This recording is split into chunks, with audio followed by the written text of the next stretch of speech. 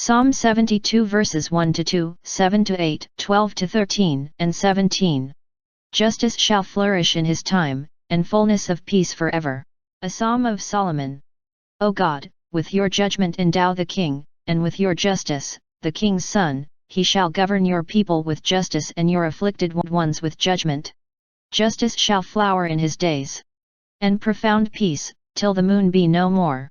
May he rule from sea to sea, and from the river to the ends of the earth. For he shall rescue the poor when he cries out, and the afflicted when he has no one to help him.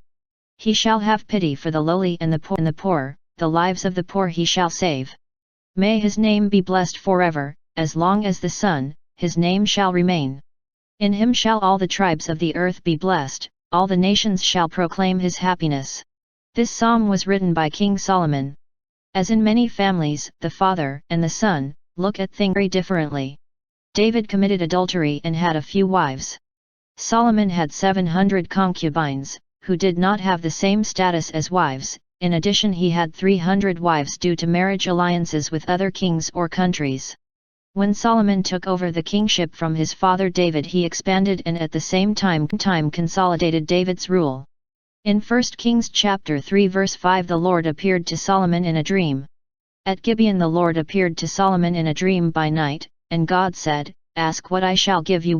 Imagine having God appear to you in a dream and ask you to name whatever you want and he will give it to you. Would you ask for health, wealth, fame, many friendships, all things that would appeal to the average 20-year-old? But Solomon was never average, so he asked. 1 Kings chapter 3 verses 9-13, "Give your servant therefore an understanding mind to govern your people, that I may discern between good and evil, for who is able to govern this great people of yours?" It pleased the Lord that Solomon had asked this. And God said to him, "Because you have asked this, and have not asked for yourself long life or riches or the life of your enemies, but have asked for yourself understanding to discern what is right. Do according to your word. Behold, I give you a wise and discerning mind, so that none like you has been before you and none like you shall arise after you.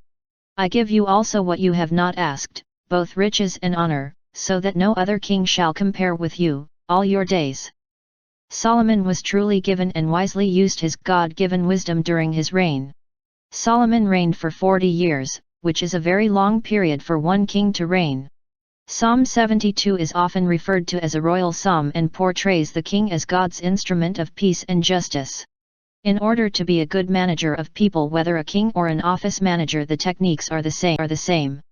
Carefully read all 20 verses of Psalm 72 and consider how you treat others, how you are treated by bosses or co-workers at your place of employment, and you can see why Solomon wrote this instructional manual for all generations.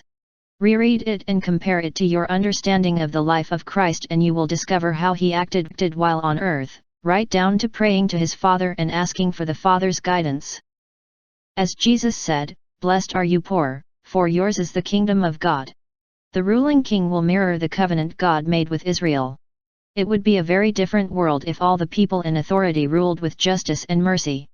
Thus those who oppress the poor will eventually self-destruct. This promise is fulfilled when Jesus defeats death, the devil, and subjects the nations to his rule. Jesus is the righteous King's Son, the Messiah. Remember, his earthly ministry was devoted to healing and freeing people from those things that held them in bondage. His kingdom extends to the ends of the earth, and is, not will be, but is, greater than any human country or kingdom. Both women claimed the same child as their own. He declared that there was only one fair solution, namely, that the child should be split in two, each woman receiving half of the child.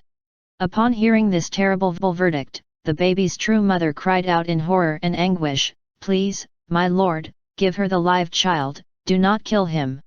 However, the liar, in her bitter jealousy, exclaimed, "It shall be neither mine nor yours, divide it." Realizing that a true mother's instincts are to protect her child, Solomon instantly gave the baby to the real mother, who was willing to relinquish her baby in order to save its life.